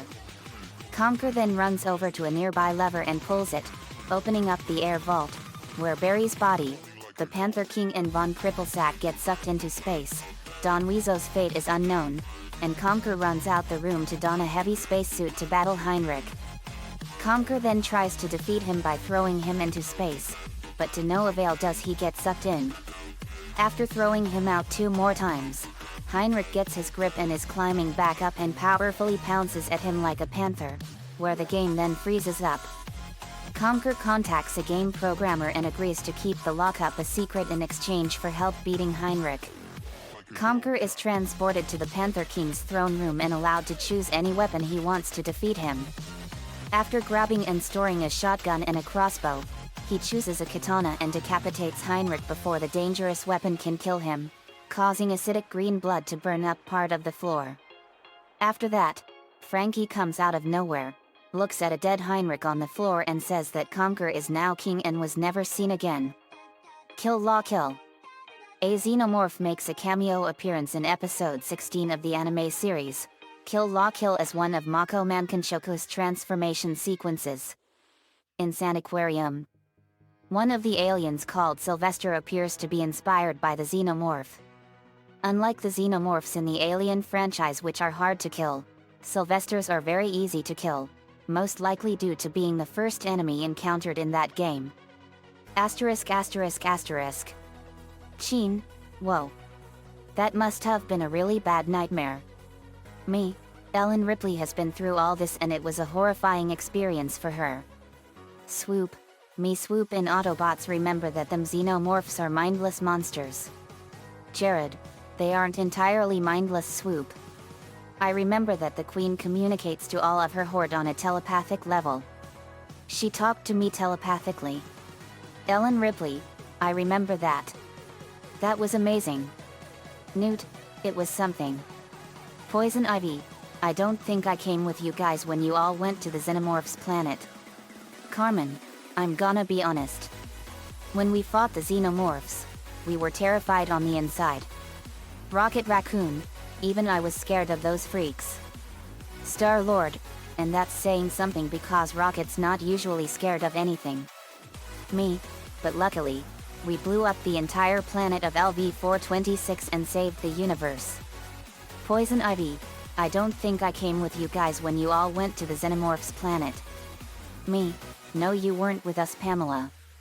Thundercracker, when they were still alive, even Megatron and Starscream steered clear of the Xenomorphs due to how dangerous they were. Me, the Xenomorphs are one of the most dangerous creatures in the entire universe next to the Necromorphs and the Thing. The terrifying universe-destroying trifecta. Nico, that's a good name though. Me, it was the first name that came to my mind. Kira Ford, that's all right. Casey Rhodes, that was interesting though. But it's awful what they went through all that. Me, no kidding. To James Maxfield, James, can I ask you something? James M, sure JD. I have a feeling I know what you're gonna ask. You want to know what happened before I came to you? Me, that's right. James M, all right. James revealed what happened. The plans of W.A.R, World Aeronautics and Robotics, and the Nova project were also nearing completion.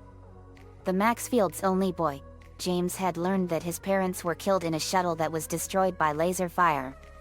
After the death of James' parents, James had exacted revenge on all who served W.A.R and the Nova Project, but on the day he would do it, W.A.R was at work with an experimental time device. James had stolen the schematics and was caught by all of W.A.R, and Sella and Sylvia were about to rescue him, but when James had thrown a compression agent, the machine was going haywire. Not even the Nova H.A.R, human-assisted robot, could stop the machine. It made itself into a glowing, white sphere and it encapsulated James. Sella and Sylvia were caught in the crossfire and it sent them to 2016. James had been found by Royal Woods police. He still had the time device schematics. James has discovered his powers and needed some help to get back to 2097. For 3 years he has tried to search for his friends Sylvia and Sella, but haven't found any clue about their whereabouts. He had met someone who had hated the Louds and had wanted revenge, but James had accidentally killed him trying to defend himself and started looking for people that the Louds have met, and he had even seen a lot of the Team Loud Phoenix Storm's fights. He's also seen their ship, the U.S.S. Valor launch. He is in a bit of clinical depression after his family was destroyed by laser fire in a shuttle. His powers are that of element control, geoleaping, teleportation, martial arts. He's learned how to use a sword. He didn't even have time for a proper childhood because of what WAR and the Nova Project did to him. In 2019, he managed to find Sella and Sylvia and they all went looking for Team Loud Phoenix Storm and they had found the time and returned Clow cards in the process. We were all amazed and shocked all at the same time. Me? Whoa. You all went back in time. Sia, that's right. We've been searching for a way to travel back to our time and put an end to WAR and the Nova Project. Me, we'll have to worry about that later. Something tells me that this is gonna be a dangerous mission when we cross that bridge. Nico, hey guys. I think I found our next target. Nico held up the book called Attack of the Jack-o'-lanterns. Me, Attack of the Jack-o'-lanterns. That was a good one. Lincoln, I remember that one. Those pumpkin heads were cannibalistic monsters. Lainey, I know. They fattened a lot of kids up by force-feeding them all that candy and eating their flesh. Everyone, Itro. Nico, yuck. Me, I despise cannibalism. You'd have to be one sick and fucked up freak to do that. Kira Ford, it is absolutely disgusting. Nico, luckily that was just a prank and not the real thing. Me, and I heard that they are aliens from another planet. Well, we found our next target. Then the phone rang. Me, I'll get that. I answered it and it was Drew Brockman. Me, answers, hello? The screen split into two and on the left side was me and on the right side was Drew Brockman. Drew Brockman, JD, it's Drew Brockman. I need your help. Our entire town is being attacked by a rogue pumpkin head. Me, you sure it's not a trick caused by Shauna and Shane? Drew Brockman, no, this is no prank. It's real. All the pumpkin heads went back out into space after we showed them that candy is much better than flesh. But one stayed behind and now we have a rogue bloodthirsty pumpkin out for blood. Me, we're on our way, Drew. We were off to Morden, Illinois. Asterisk asterisk asterisk. Morden, Illinois. Asterisk asterisk asterisk. We arrived in Morden, Illinois. Me, here we are guys. Morden, Illinois. Lincoln, it's also known as the pumpkin capital of the world. Me, yep. This is where the country gets a lot of its pumpkins. Drew then ran up to us. Drew Brockman, it's an honor to meet you guys. Me, you too, Drew. So did Shauna and Shane. Goosebumps Shane, wow. Team Loud Phoenix Storm. We saw them. Me, so you are Shauna and Shane. Shauna, that's right. Shannon, whoa. You guys are Watmoids from the planet Wattis 3. Goosebumps Shane, that's right Shannon. How did you know that? Shannon, I have a lot of knowledge about all of the creatures all over the entire universe. Very. What are Watmoids? Shanan. They are a race of shape-shifting aliens that can change into anything they want. But they mostly change into creatures that have pumpkins for heads and they breathe fire. Their true forms are gelatinous green slime creatures. Kate L. Wow. That's amazing. Alicia S. It sure is. Maria. To Shane and Shauna. So, I heard that you guys like to eat human flesh. Goosebumps Shane. We did it first. But once Drew introduced us to the taste of candy, we actually gave up on eating humans. Horsa. That's a relief. Shauna. But there's one rogue member of our race who's hiding out here. He's actually planning to make clones of himself to make an army. William. Does this rogue pumpkinhead have a name? Goosebumps Shane. His name is Sean. He wants to follow our race's ways all the way to the very end. Nico. Then that's who we need to get. Me. We got a pumpkin to squash. Drew Brockman. I'm coming with you all. Me. Okay. Shane. Make sure you bring the traitorous pumpkinhead to us alive. Stewie. Yet. We usually don't bring in criminal scumbags in alive. So. That's gonna have to cost you extra. Shauna. There's a huge bounty that was now placed on his head alive. Shauna handed me a wanted poster of Sean and his human appearance was a black hair boy with red eyes. His pumpkin head form has a super scary pumpkin face and his gelatinous form was the same as Shane and Shauna. Me. Thanks guys. We'll keep our eyes peeled. My dark orb detector beeped. Me. There's a dark orb here. Nico. Then we better find it and destroy it. We got to searching. Into the night, we were looking high and low for Sean. Me. Come out, wherever you are. Nico. He has to be here somewhere. Shauna. Calls us, hey, guys. Good news. I got extra money from my bank account. So, bring in the traitor alive. Orion. Got it. Mega Force Team. Legendary Ranger Mode. Jungle Fury. The Mega Force team turned into the Jungle Fury Rangers. Troy Burrows was the Red Tiger Ranger, Noah turned into the Blue Jaguar Ranger, Dia turned into the Yellow Cheetah Ranger, Jake turned into the Purple Wolf Ranger, Emma turned into the White Rhino Ranger and Orion turned into a hybrid of the Black Lion Ranger and Camille the Chameleon Ranger. The right side of his uniform was the Black Lion Ranger and the left side was that of the Chameleon Warrior. Nico. Wow. You guys look amazing as the Jungle Fury Rangers. Troy Burrows. Thanks Nico. Asterisk asterisk asterisk. The pumpkin heads are creatures who have jack-o'-lanterns for heads and breathe out fire. This was the disguise of a race of shape-shifting aliens. Drew Brockman, Walker, Tabby, and Lee went out on Halloween night but encountered two people dressed in costumes with pumpkin heads. Tabby and Lee were convinced that the two are Shane and Shauna. The two pumpkin-headed people took the kids to a street that the kids are sure was never there before, saying they will get lots and lots of candy from the incredibly generous inhabitants. But when it started to get late, Drew and the others learned that the two pumpkin-headed kids would not let them go home, and want them to trick or treat forever. Tabby and Lee were still not scared, so they tried to take the jack-o'-lanterns off the two, but found that there is no head beneath them and that the jack-o'-lanterns are still speaking.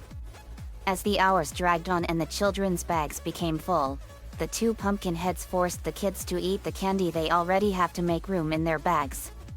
The children complained that they are painfully full, but the pumpkin heads continue to demand that they eat every piece that they were given. They were led to a street inhabited with pumpkin heads. Soon, Drew, Walker, Tabby and Lee were surrounded by pumpkin heads. 4 pumpkin heads walked towards the group with 4 craved pumpkins. They told the children they shall become pumpkin heads when they put the pumpkins over their heads. After they successfully put pumpkins over Tabby and Lee's heads, Tabby and Lee ran away, leaving Drew and Walker. The 2 pumpkin heads then revealed that they are Shane and Shauna and that the entire ordeal was merely the prank that the 4 had created to scare Tabby and Lee. It turned out that Shane and Shauna are actually aliens with the strange abilities like shape-shifting, and the other people in the neighborhood are their brothers and sisters who were in on the prank as well. As Shane and Shauna prepared to depart, Drew offered them some candy, but the two tell her that their people eat human flesh. They stated that she needn't worry yet, she's not an adult, nor is she plump enough yet. Drew asked if they were joking, but they didn't answer. Asterisk asterisk asterisk. Nico, no problem. But how are we gonna find Sean? He could be anywhere. Shannon, one thing I remember that all Watmoids have is that they have exactly the same body temperature as a vampire. They have a temperature of 50 Fahrenheit. Me, that works. Let me see here. I turned on my infrared vision and I looked at Lucy Loud, and she had a temperature of 50 Fahrenheit. She was all blue and yellow all over her. Me, that works. Okay, let's see here. Cody, I can help you flush him out, JD. Me, thanks Cody. Cody activated his infrared vision and he had tri-beam laser targeting system on. We saw something behind a tree that had the same heat pattern. Me, over there. Behind that tree. Cody, I see it. He had a triangle target form on the tree and he fired a powerful blast of black lightning at the tree and it hit it and exploded and a figure landed on the ground in front of us. Me, awesome. Good work guys. Shannon, thanks Dad. We changed our vision back. Me, so we meet at last Sean. Sean, very impressive flushing me out you fuckers. Me, mutual. You will pay for your crimes. You are an incredibly sick fuckhead. Lainey, eating the flesh off of everyone is disgusting. Lana, you make me sick. Me, there's also a bounty on your head and we're gonna collect. Sean, if you want to get to me, you'll have to get past my friends. He had a dark orb embedded in his hand and he summoned numerous pumpkin fiends and many pumpkin heads. Me, whoa. Nico, he has a whole army. Lincoln, now this is getting interesting. Naruto, this is gonna get fun. Me, let's power up and take them down. We transformed and powered up and we went at the army and Sean. I punched a pumpkin in the face and smashed it and kicked one in the head and smashed it. Smash. Smash. Nico kicked a bunch of pumpkin heads and fired massive blasts of fire at them and burned them.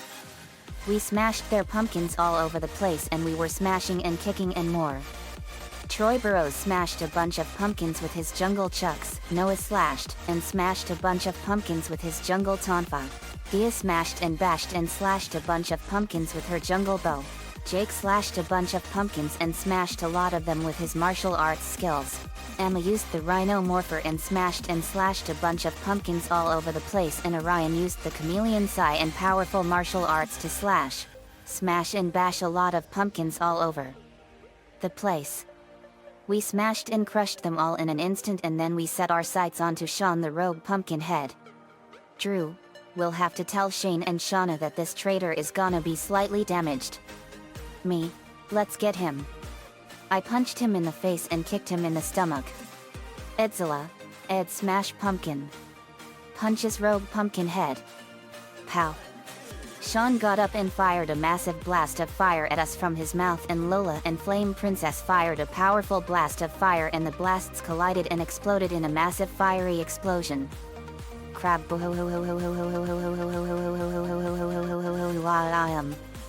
Nico, Sean, you have failed this planet. Me, he sure has. Time for some teamwork. Swoop, me swoop, ready. Cyber key power. The animatron cyber planet key went into his back and it enhanced his wing missiles 100-fold. Carmen, you will burn you ugly pumpkin. Giganteon cyber key power. The Giganteon cyber planet key went into Carmen's right arm device and enhanced her fire powers 100-fold. Swoop in Carmen, flaming firebird barrage. Swoop fired numerous missiles and Carmen fired a powerful blast of fire.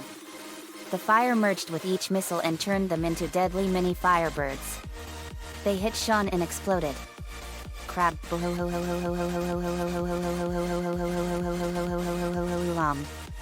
G1 Thundercracker. Time to bring the pain. Cyber Key Power. The Earth Cyber Planet Key went into his back and enhanced his abilities 100-fold, and it enabled his Cybertron Forms cannon to form on his arm. Poison Ivy. Time for some pain in the form of poison. Animatron Cyber Key Power. The Animatron Cyber Planet Key went into Poison Ivy's right arm device, and it enhanced her plant powers and martial arts moves 100-fold. G1 Thundercracker and Poison Ivy. Thunder Poison Cannon. G1 Thundercracker fired a powerful cannon blast, and Poison Ivy fired a massive purple venom blast, and the blasts combined and they hit Sean and exploded. Crab. Me. Let's take him down. Ed. You got it, JD. Fiery Pumpkin of the Headless Horseman of Cirrhosis of Liverpool. Ed threw a powerful flaming pumpkin at Sean and it hit him and exploded. Crab.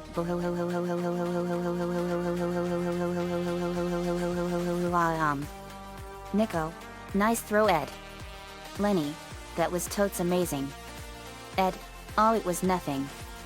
Drew Brockman. Let's see you like this. Flaming Vampire Bat Ghost Storm. Drew Brockman fired a massive blast of blue fire and it turned into a massive swarm of flaming vampire bats, and they hit Sean and exploded and they drained him almost dry. Sean was down. We grabbed him. Me. You're in a lot of trouble, you traitor. I grabbed the dark orb and crushed it.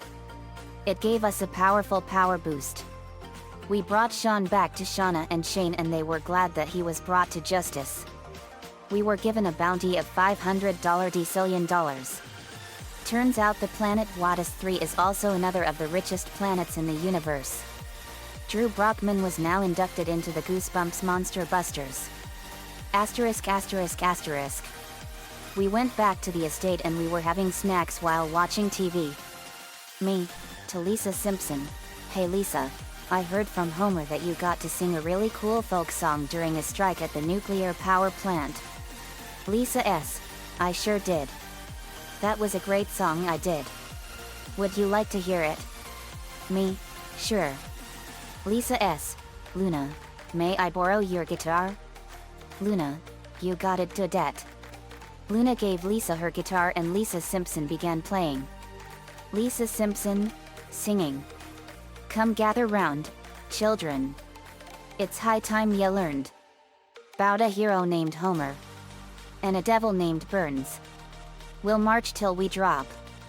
The girls and the fellas. We'll fight till the death. Or else fold like umbrellas. So we'll march day and night. By the big cooling tower. They have the plant. But we have the power. So we'll march day and night. By the big cooling tower. They have the plant. But we have the power. Homer, in unison. They have the plant. But we have the power. So we'll march day and night. By the big cooling tower. They have the plant. But we have the power. When it was done, we cheered wildly. Me. That was awesome, Lisa. Homer.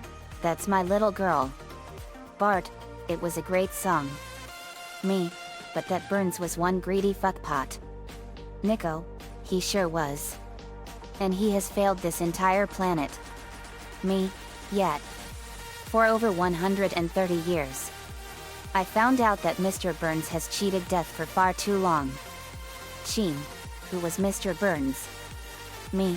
He was the owner of the Springfield nuclear power plant before we blew up Springfield, Oregon, and turned it into a nuclear crater. I revealed his history. *****. Charles Montgomery Burns was born on September 15, 1886 to Clifford and Defane Burns. Unlike his current personality, young Charles was so happy he was nicknamed Happy, until his grandfather, Colonel Wainwright Montgomery Burns, lured him away from his parents and raised him as his own son. Although he was seemingly born poor, he was raised in luxury by his grandfather. He later reveals to Bart that he grew up in a wealthy family, who molded him into the heartless man that he is today. When growing up, Burns attended Yale University and studied nuclear physics and business. He graduated in 1914 and went on to pursue business interests including Confederated slave holdings. In the mid-1930s, Burns fell in love with a woman named Lila, and, after proposing to her, gave up on her promise that he dedicate 5 minutes a day to others. In 1939, he met Lily Bancroft at his 25th Yale reunion.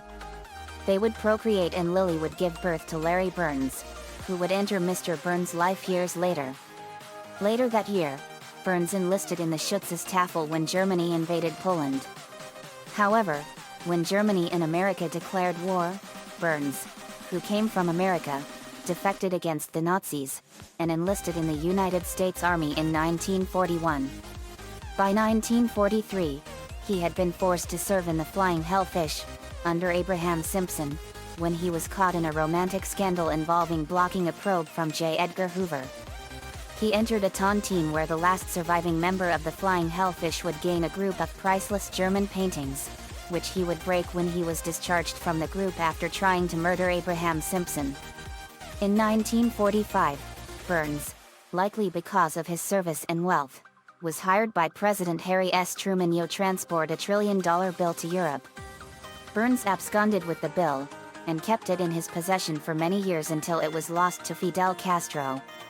Burns subsequently lied about the bill's transportation to the government, which kept it believing Europe had received the bill and was rebuilt until 1998. By 1950, Burns, who was still serving in the army, began to serve in the Korean War with the original Flying Hellfish. He was released from military service in 1956.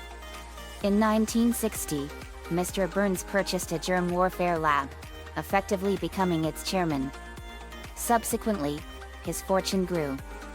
By 1965, he worked as a biochemist and started developing diseases to use against the people of Springfield. His germs were killed when a group of hippies set off an antibiotic bomb in the lab. When they trampled over him, one of the hippies, Mona Simpson, Homer's mother and Abraham's wife, went to help him up. He saw her and angrily threatened her with a long prison sentence. In 1966, he hosted a fundraiser to help finance the construction of his nuclear power plant. At his fundraiser, he got into a fight with Homer Simpson, who wanted to give his stuffed isotope to his dog Bongo. Burns tried to get Bongo euthanized after he bit him, but gave up and employed Abe Simpson to make sure he wouldn't come back after them. Eventually, his nuclear plant finished construction 2 years later. In 1968, when Homer, 12 years old, Lenny, Carl, and Moe camped out near the Springfield nuclear power plant, it suffered a near meltdown and almost exploded. However, the meltdown had been averted through unknown means. It was later revealed that during that time, Waylon Smithers Sr., Burns' best friend and assistant, sacrificed himself to save the plant, and his infant son, Waylon Jr. In 1974, the plant began handing out employee pamphlets to Springfield High School, one of which Homer took. His counselor stated that the plant was opening soon, implying that Mr. Burns was renovating and reopening it. In 1980, Burns hired Homer Simpson at the plant as a technician after the latter dramatically stormed into his room and demanded a job, promising to be a perfect employee. Burns asked Smithers who he was, and Smithers replied Homer Simpson. It was also at this time that Burns' catchphrase Simpson, et, originated. He promised to remember that name, although due to his role in the series, he has broken his promise. In 1989, Homer, who had found a new job as a pin monkey at Barney's Bolorama, quit working at the plant, and practiced his newfound freedom by abusing Mr. Burns. However, when Maggie was born, Homer was forced to crawl back to Burns for his nuclear safety job. Burns and Smithers took pleasure in this, and gave him a wall plaque that read, "Don't forget, you're here forever." Burns currently owns and manages the power plant, although he had lost control over it many times, including when he sold it to a German conglomerate, when it was taken over by hip-hop mogul JG, and when he lost his fortune to the rich Texan. ******. Sheen gasped in horror. Cheem. Mr. Burns is a monster. Me. He was a monster. Before we destroyed all of Springfield, I faced Mr. Burns in a final showdown. Grim got to reap him after I immobilized him.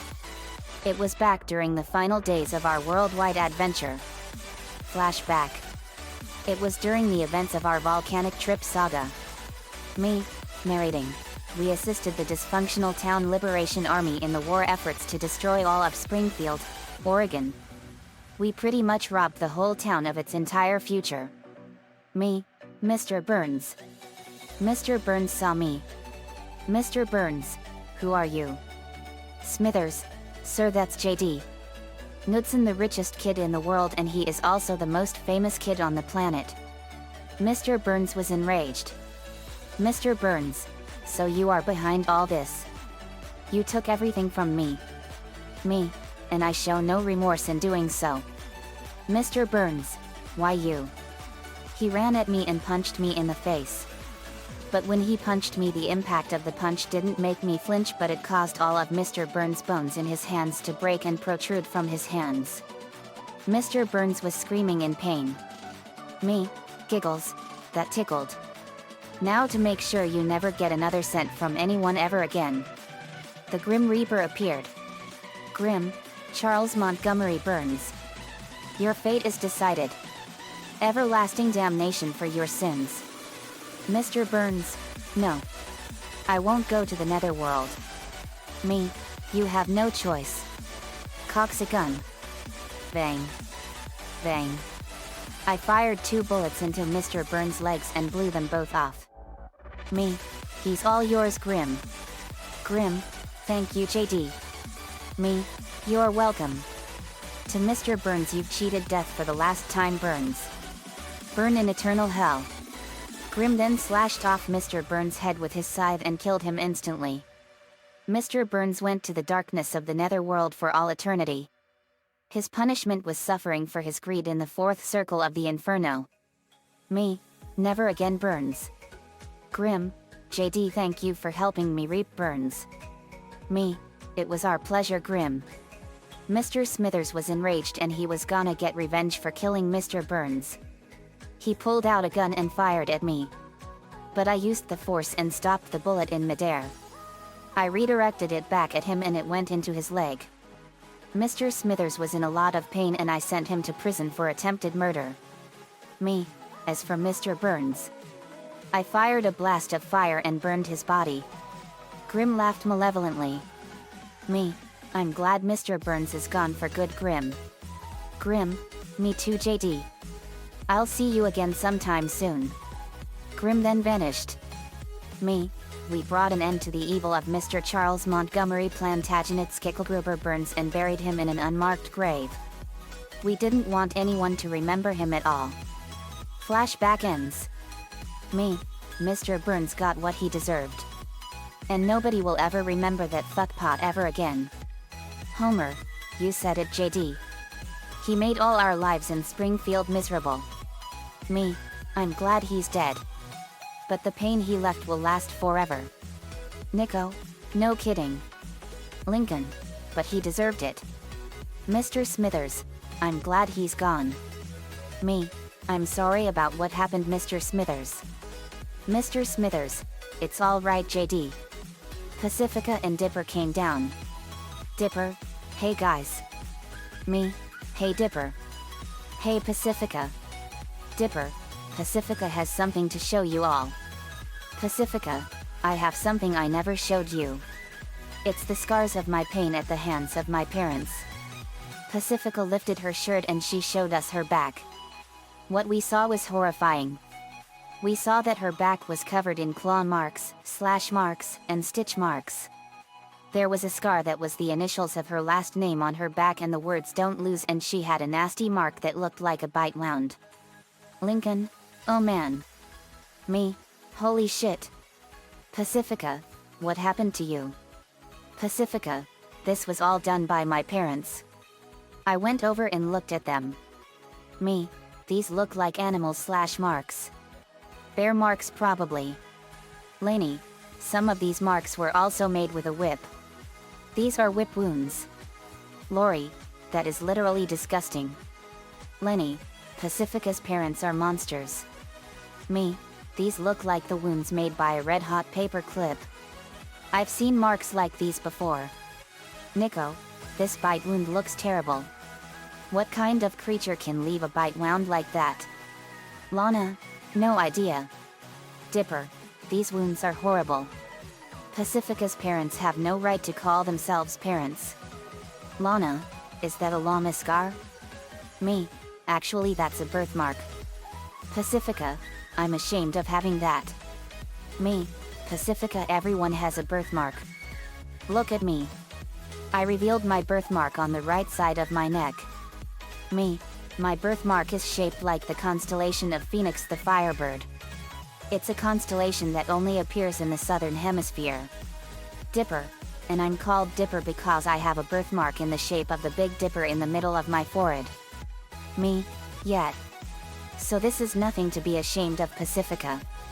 But these scars you have are awful, and what those monsters you call your parents did is completely unforgivable. Nico, yet. And now that are in federal prison for all eternity. Me, actually we just learned that they were killed by fellow inmates in the exercise yard. Stabbed to death. Good riddance. Lana, at least we won't ever see those lowlifes again. Me, it's appropriate for them to burn in hell for their crimes. Mabel, yet. Pacifica put her shirt back on. Drew Brockman, to the viewers, Halloween is my favorite time of the year because of all the candy and scary costumes and more. But don't take pranks too far by going as monsters that eat flesh. Me, good advice, Drew. We gathered all the smashed pumpkin pieces earlier and entered a contest for the biggest pie, and we made the biggest pumpkin pie ever. The previous record was 3,699 pounds, and we made a huge pumpkin pie that was at 60,263 pounds. It was 500 feet in diameter, making it the largest pumpkin pie ever. We also got our picture for the Guinness Book of World Records, and we were awarded medals and a check for $750 quadrillion. We sent Sean into the null void. Sean will never be welcome on Earth or on any planet ever again. The end. Asterisk asterisk asterisk. Another fanfiction complete and another Goosebumps villain defeated. Attack of the Jack-o'-lanterns was a strange and awesome book for Goosebumps. It was so creepy. I got the idea for the song Lisa Simpson did from the episode of The Simpsons from Season 4's Last Exit to Springfield. That was an awesome song. But I hate MR. Burns. Go to hell, Burns. If it were up to me, I would gladly give Mr. Burns the death penalty for his crimes. I got the idea for Pacifica's injuries out of inspiration from 88770 Aura's picture on DeviantArt called Pacifica's Scars. That was awful. She went through all that on Gravity Falls. Dark Hay gave me the idea for his character's revelation, and Nico-chan11 gave me the rest of the ideas. Thanks, guys. Let me know what you all think. Next up is the humorous horror Beetlejuice. We're gonna go after the sandworm that is always trying to eat him, and we're also gonna scare the living crap out of that snob brat Claire. See you all next time.